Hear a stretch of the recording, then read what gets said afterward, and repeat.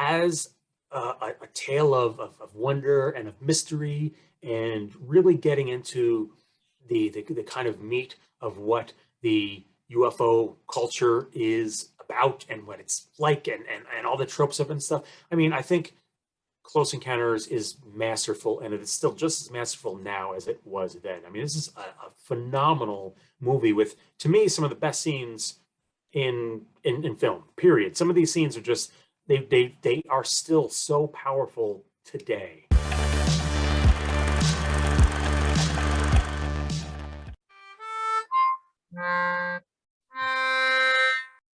All right, Tig. So you have just watched one of my favorites of all time, Close Encounters of the Third Kind. I do want to get it out of the way up front so people know. Some people might be, actually want to know this.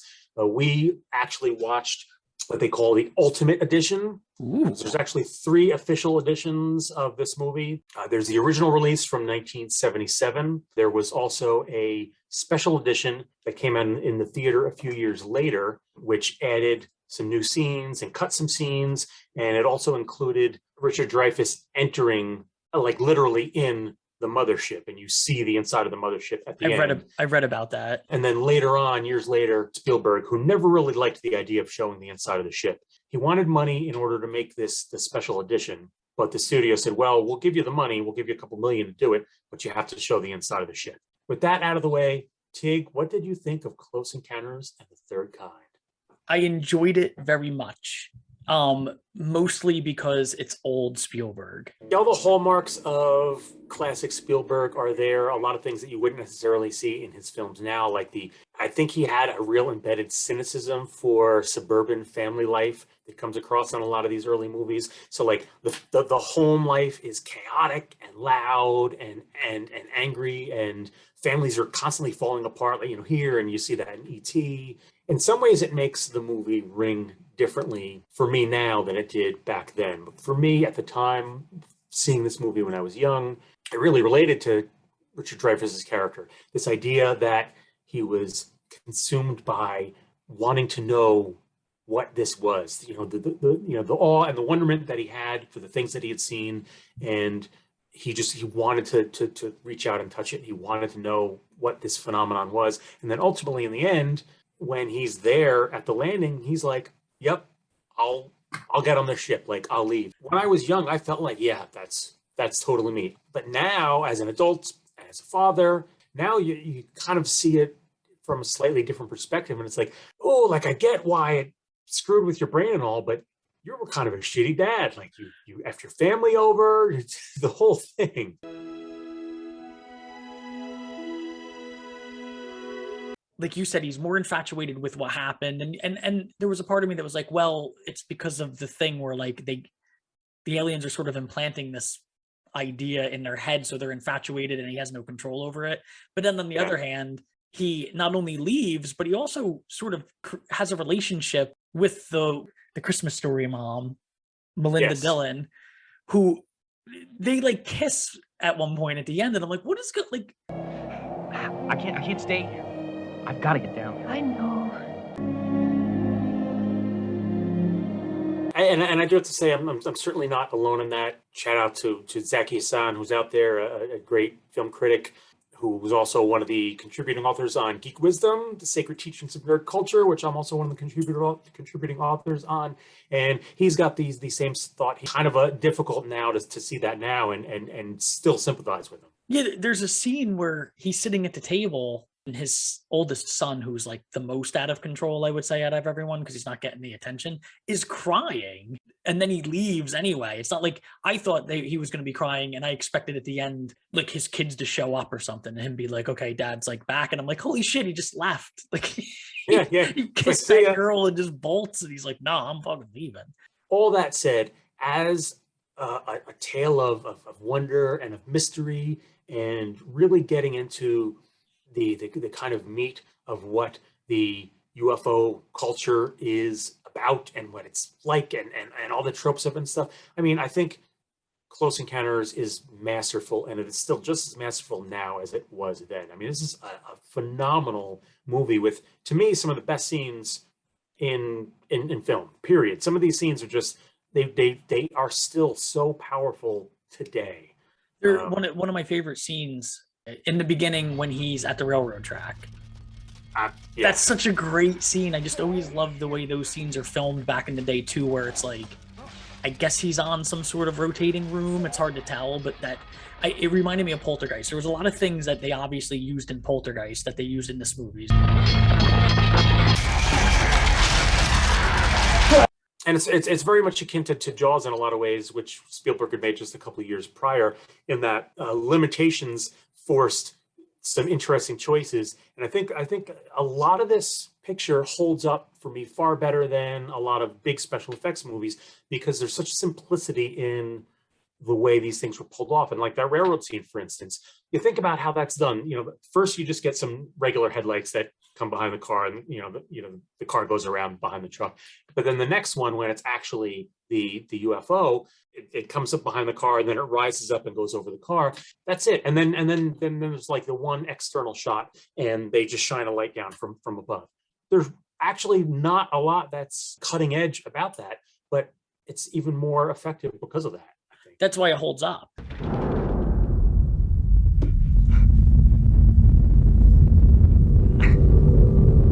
But you think about some of the other special effects scenes earlier in the picture. For instance, the little boy getting abducted, which is a chilling scene. Yeah, that like chilling scene. Up. It just the way it's filmed, just remarkable. And there's two bits that are really fantastic visually. One is, of course, the shots whenever you see the mom outside the farmhouse and you see the clouds rolling in. There's the one shot, and this red light is just pouring into the house. This is the same shot, the famous shot of the door open. You're not seeing spacecraft, you're just seeing lights shining in through a window. But could there be a more perfect choice for that? Like, even when you do see the spacecraft early on, like the highway scene when they're all like hanging out on the highway. Yeah, which is terrific. They're just these little baubles of lights. There's not really any detail to them or anything like that. There's something magical in that. They come zooming over the hill, and the police are chasing them.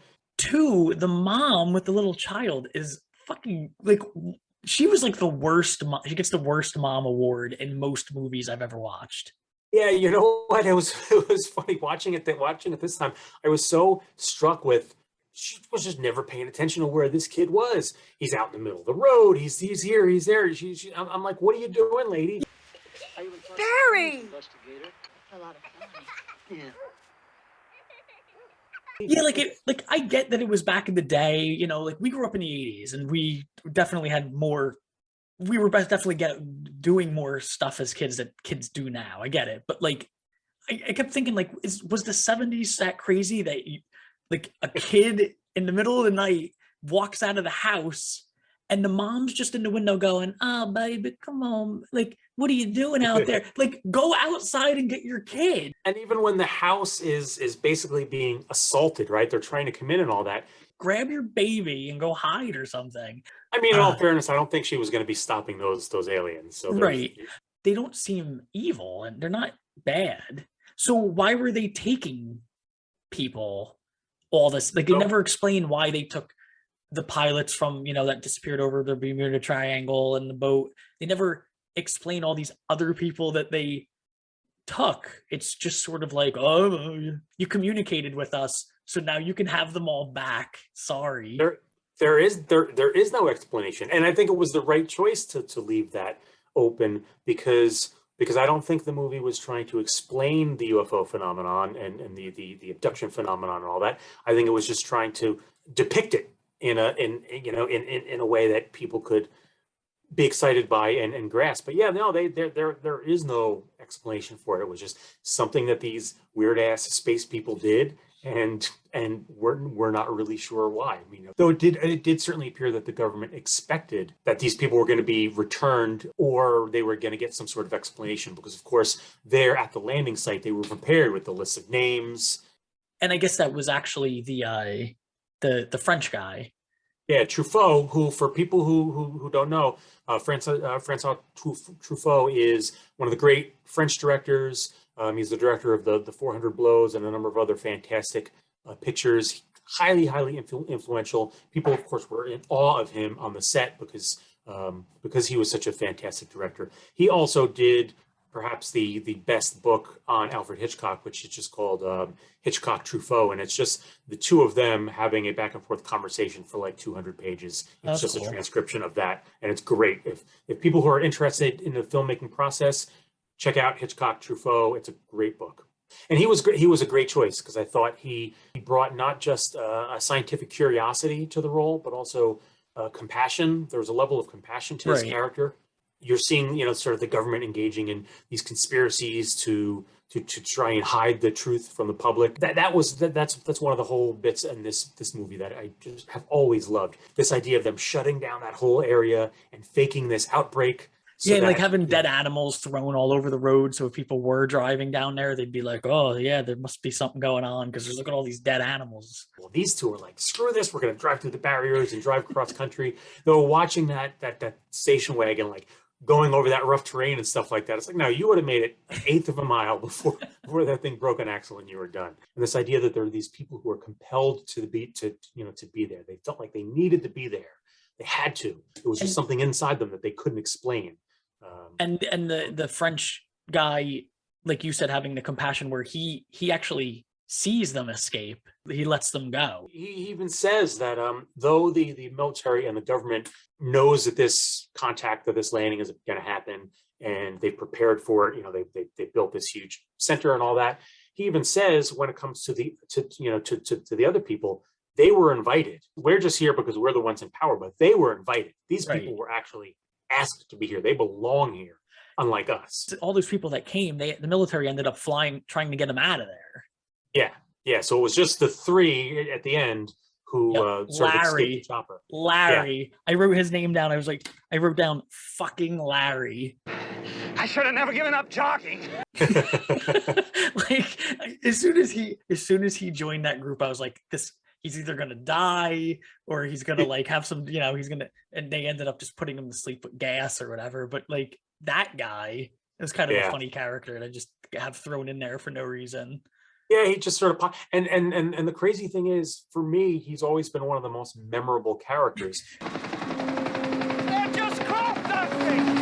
Los Angeles! Probably because he comes during the part of the movie that you're waiting for the entire time. Yeah. You are waiting for that moment when they reach Devil's Tower. The end of Close Encounters to me, it's like building to an orgasm. It's a climactic thing. It's like you're building towards that climax. And once they get out of that helicopter and they start racing up to Devil's Tower, that's when like you're really working towards it right there. It just, to me, I get taken away when they finally crest that little rise and they're looking down and they can see the landing area laid down before them, and just imagining them, like I can put myself in that place, just imagining sitting there and watching all this unfold. Like you're hidden away and you're watching this unfold. I was gonna say and especially as a kid, it must have been cool because that's a very kid. Like I remember like hiding in the woods and watching things, that this like front row seat and nobody around knows you're there. Gentlemen, ladies, take your positions, please. Getting to peek in on this stuff you're not supposed to see. And the whole contact scene in general, I feel like it's really wonderful and bold for a number of reasons. One, you already touched on, is the idea that they really don't explain much of anything. It's just like the aliens show up and they fly around a little bit and they have some communication, which we'll get into in a moment. Then they leave, and that's kind of it. There's not, it was kind of bold of Spielberg to, and this of course was written by Spielberg as well. This is his original story, to do this bit where, the climax of the movie doesn't resolve much of anything except for maybe Dreyfuss. It resolves the two personal stories. Dreyfuss fulfills his sort of manic destiny and goes on board the ship, and little boy reunites with Bad Mom. Right. So there's that, but otherwise, you don't really fully get to grasp what this phenomenon is, what it's about, why it's occurring, what the aliens want, what the military's doing. Like none of that. It's just you get to be there with the characters and experience this first contact, like a literal close encounter of the third kind, and then that's it. It's over. After the movie's over, you can imagine that everybody's trying to figure out, well, what were we saying to them, and what did they think we were saying to them, and why did they react that way? Are they going to come back? Like, do we have to keep sending these signals? Why were they taking all these people? Like, all those questions are just left for you to discuss when you're leaving the movie theater. Yeah, and it's really appropriate for the UFO phenomenon as well, especially of that time, because it was just sort of this enigma. This film was trying to give a relatively realistic depiction of the phenomenon. It wasn't meant to be a space adventure or anything like that. It was supposed to kind of get into, well, what is this phenomenon really about? If it too clearly answered questions, it would have kind of been overreaching. It would have been going beyond its mandate. Yeah, I was glad especially when they were communicating with the music, how like originally they're doing it slowly and they're not responding, and then he starts doing it fast, and then the huge ship comes over and blasts, like the mom horn goes off, and this big ship shows up.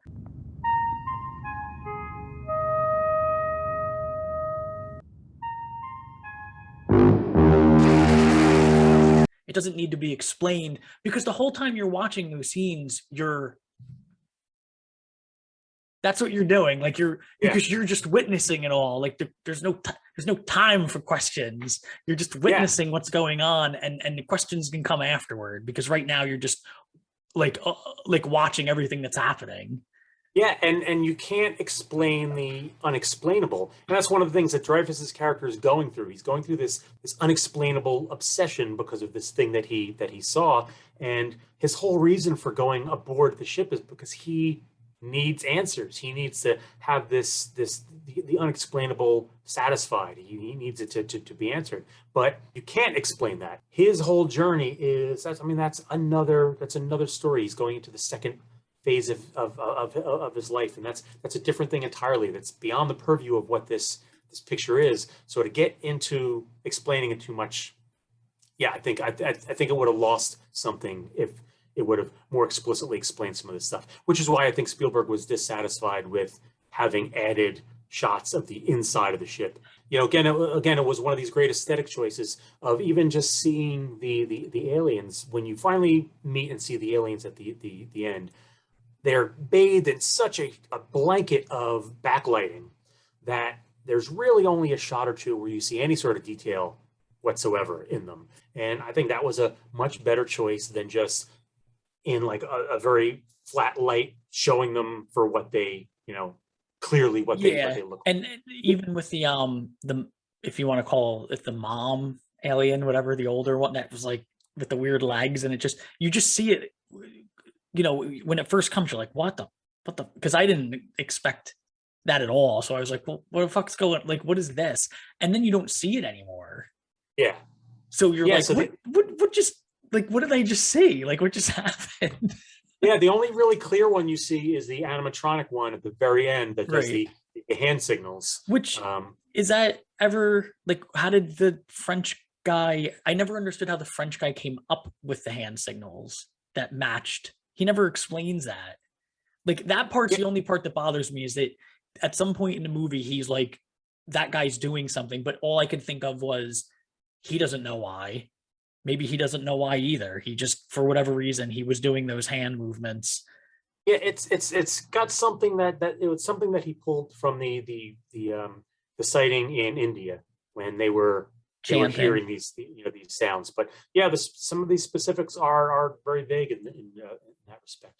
I do want to get back to something that you touched on before, and this was the other thing. I'd love that it's presented, like the communication is presented in music. It was basically a symphony, a shared symphony between the two. I really love that idea. I love the way it plays out.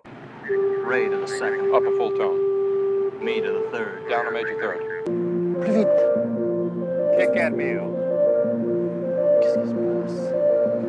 Especially when they let the computer finally take over the keyboard, and the ship and the boards are just they're going back and forth, and you see the lights are going crazy on the board and they're going crazy on the ship as well. Just terrific stuff, and everyone is just like agog over it. Like, what is going on here?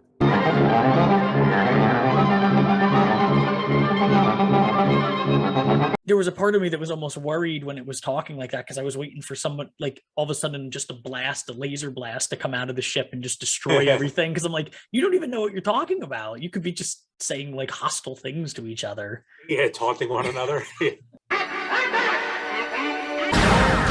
I mean, come on, that mothership. Just awe-inspiring shots of this massive thing over Devil's Tower, and when it's turning over. I mean, when the clouds are rolling in, and it's just, oh my God, what an incredible piece of work that miniature is. And it just looks amazing on screen.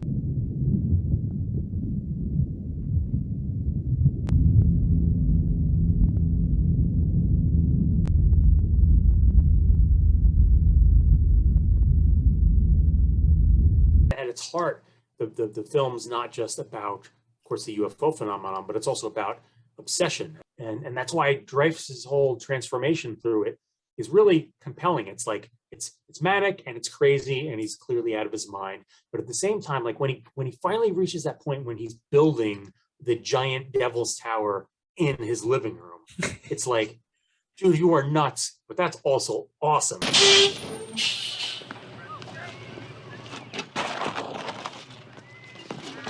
Yeah, this one has stuck with me my whole life and always will. This is a longtime favorite of mine. I highly recommend getting the 30th anniversary edition on Blu-ray. It has all 3 versions of the movie, all sorts of great artwork and stuff like that. There's hours and hours of extra material for all you other Close Encounters fans. And I know there's a bunch out there. I want to hear about your thoughts down in the comments. Both how the movie impacted you, as well as I want to hear about the Richard Dreyfuss family stuff. Also, make sure you post why this is the best Spielberg movie. That's important. Oh, that's important. I think if Spielberg has, let's say, 5 masterpieces to his name, this is one of the 5. Okay, I'm okay with that. You got Jaws, Close Encounters, Raiders, Private Ryan, and Schindler's List. Speaking of movies to be watched, I suppose I must watch one now. Okay, well, this one is honestly one of my favorite, but I think you might have seen it already. But it is something I watch every year, and I still watch it with my kids. It is the Halloween classic sci-fi horror from 1988, Killer Clowns from Outer Space. Oh, yeah, no, I've seen it. Eric, you will be watching, hopefully, on Halloween, or real close to Halloween, the 1987 horror, The Gate. There is a passageway to the most evil place you can imagine.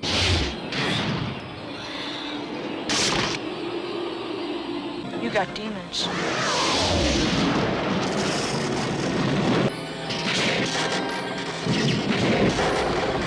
They have opened the gate. Pray it's not too late. Excellent, then The Gate it is. The Gate? Check it out. Check out our Patreon at Nerd Out With Me or the Attic Dwellers. Both of them bring you to the same place to help support us if you wish and get things early, like these videos. And aside from that, Eric's going to bring us out with some tunes. And thanks for hanging out at the movie club.